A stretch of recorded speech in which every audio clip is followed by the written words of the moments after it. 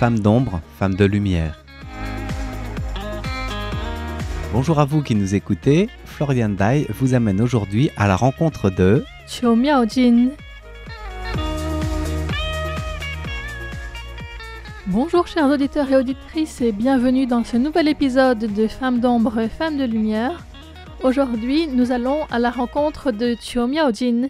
C'est peut-être un nom que vous avez déjà entendu parce que c'est quelqu'un d'assez célèbre. Il s'agit donc d'une écrivaine qui est née en 1969 et décédée en 1995 à Paris.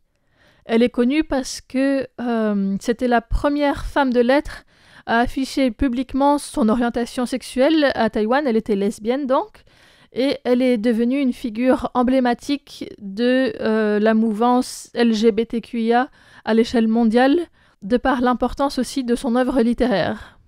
Qiu Miaojin était titulaire d'un diplôme du département de psychologie de l'Université nationale de Taïwan et elle a ensuite travaillé en tant que conseillère pédagogique et journaliste et elle a également vécu à Paris pendant un temps. Ses deux œuvres les plus célèbres qui sont traduites en français sont Les Carnets du crocodile, paru en 1994, et puis Les dernières lettres de Montmartre qui ont été publiées à titre posthume un an après sa mort, donc en 1996, puisqu'elle s'est suicidée en 1995 à l'âge de 26 ans.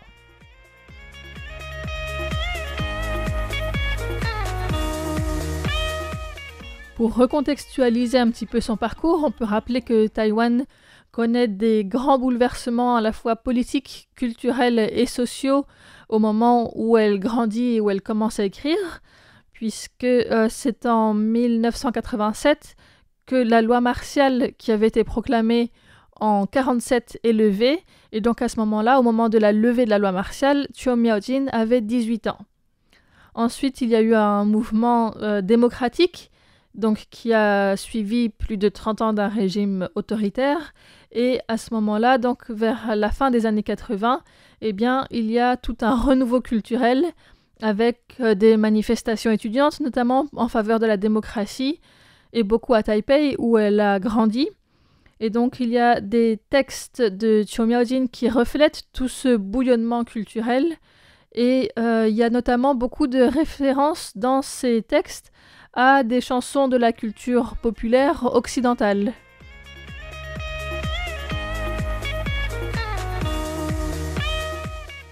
Étudiante au premier lycée de filles de Taipei, Qiu Miaojin publie un récit court qui parle d'une jeune fille qui quitte ses parents dans la revue du lycée en 1987. 2 ans plus tard, alors qu'elle étudie la psychologie à Taida, donc l'Université nationale de Taïwan, elle publie sa première nouvelle dans le Taiwan Times, dont on pourrait traduire le titre par La joie folle des fantômes, Gui de Kuanghuan. Et donc c'est une nouvelle qu'elle adaptera en film de 16 mm en 1991 et qui servira également de titre à un recueil de nouvelles qu'elle publiera aussi avec 5 autres nouvelles un peu plus tard. Donc. Qiu Miaojin continue donc à publier des nouvelles dans différents journaux et dès 1990, elle y aborde le thème de l'homosexualité à travers les cheveux qui sont courts ou longs pour les garçons ou pour les filles et tout ce que ça représente. L'année 1992, elle part étudier en France, tout en continuant à publier des nouvelles à Taïwan. Son récit Cage, par exemple, raconte la rencontre entre un garçon et une fille lorsque tous deux arrivent sur le même toit le même jour, dans l'objectif de se suicider. Au lieu de ça, ils commencent à discuter et finissent par conclure un pacte qui voit leur vie à la fois s'entremêler et se défaire en même temps. Et ce récit a remporté la première place au prix des nouvelles organisé par le Journal Central lors de la première édition de ce prix. Plus récemment, ce récit Cage donc a reçu un coup de projecteur en étant publié en anglais l'an dernier dans un ouvrage qui regroupe plusieurs nouvelles d'auteurs et autrices de Taïwan.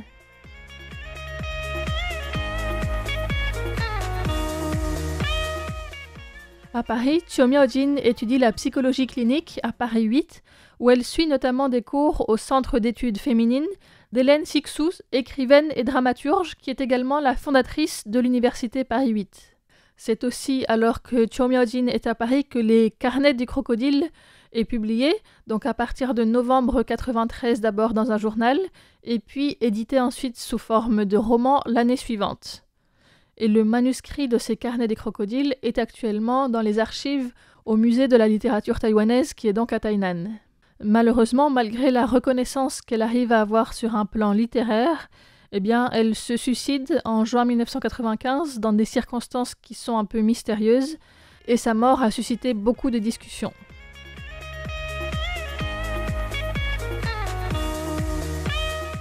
Les œuvres inédites de Chiu Miaojin ont ensuite été publiées en mandarin par Lai Xiangyin, qui est l'exécutrice de son héritage littéraire, sous les titres Le groupe solitaire, puis Les dernières lettres de Montmartre. Donc c'est de là dans les années qui suivent sa mort. Et un peu plus tard, en 2007, le journal de Chiu Miaojin a également été publié. Et donc il est en 2 tomes et il couvre les années de 1989 à 1995. Les œuvres de Chiu Miaojin ont ensuite aussi été adaptées, reprises. Donc par exemple, Dernière lettre de Montmartre a été adaptée en pièce de théâtre, qui a été présenté pour la première fois en l'an 2000. Et en 2017, un documentaire au sujet de Chiu Miaojin a été publié, qui était disponible sur YouTube et dont le lien a visiblement été retiré. Globalement, on peut dire que l'œuvre de Chiu Miaojin traite de l'exploration de l'identité personnelle, probablement à la fois de la sienne et de ses personnages. Il y a aussi un débat entre la vie et la mort, la passion et le désespoir, et puis une recherche aussi de la pureté artistique.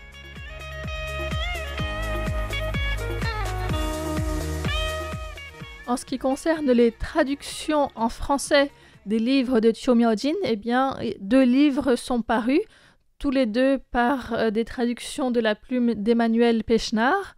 Donc, Dernière lettre de Montmartre, paru aux éditions Noir sur Blanc en 2018, et puis toujours aux éditions Noir sur Blanc en 2021, Les carnets du crocodile. Et c'est aussi à Emmanuel Pechnard que l'on doit cette traduction.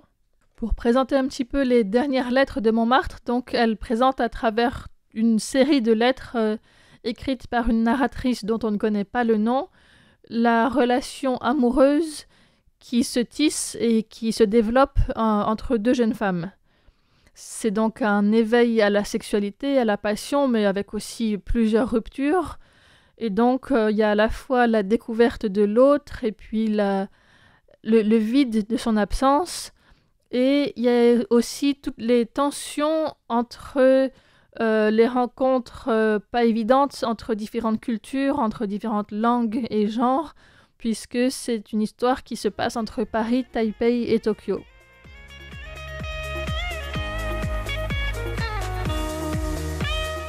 En ce qui concerne les carnets du crocodile, eh bien, elle relate une histoire qui a lieu entre 1987 et 1991, dans laquelle on suit les pensées de Laz, qui est une jeune étudiante, et dont en fait le nom même en mandarin, Laz signifie lesbienne, avec une connotation péjorative. Laz est donc une jeune fille très solitaire, et elle tombe amoureuse d'une camarade, Shuilian, qui lui renvoie des signaux assez contradictoires. Et donc, à travers ce récit, eh bien, Laz se découvre, elle explore aussi son identité, à la fois entre le désir et puis la haine. Et on la voit aussi dans certains passages avec sa bande d'amis, qui sont des artistes assez insoumis, assez queer aussi, donc en dehors de cette binarité homme-femme. On rappelle que malgré l'ouverture et la démocratisation de Taïwan, il y a toujours une culture chinoise qui est pesante quelque part avec l'hétéronormativité, c'est-à-dire le fait que les couples soient formés par un homme et par une femme uniquement. Ça reste un concept qui structure vraiment toutes les représentations et les relations amoureuses à Taïwan à cette époque-là. Et donc la pensée taoïste basée sur la complémentarité du yin et du yang, les principes féminins et masculins respectivement, reste souvent comprise de manière très littérale. Et Chiu Miaojin sort justement de cette dualité et de cette complémentarité obligatoire. Voici un extrait qui illustre cela. 2 êtres humains qui s'attirent l'un l'autre. Quelles peuvent en être les raisons ? Difficile d'avoir des certitudes. Cela dépasse l'imagination des gens, quadrillé comme un échiquier. Les raisons tiennent forcément aux 2 sexes. à l'interaction du yin et du yang, ou bien à quelque inexprimable malédiction. Pénis plus torse velu plus moustache égale mâle, nécessairement. Vagin plus sein plus cheveux longs égale femelle. Le mâle met la clé dans la serrure de la femelle, y pénètre et bingo, il en sort un enfant. Seul ce bingo a sa place sur les cases de l'échiquier, et en dehors de lui, pas de yin ni de yang. Tout est considéré comme asexué, relégué dans le glauque, hors jeu, et plus largement rejeté à l'extérieur de l'échiquier.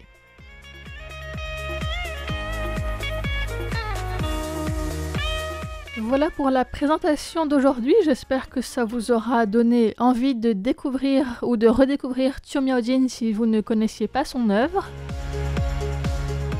C'était Florian Dai pour Radio Taïwan International, merci de votre écoute et à bientôt.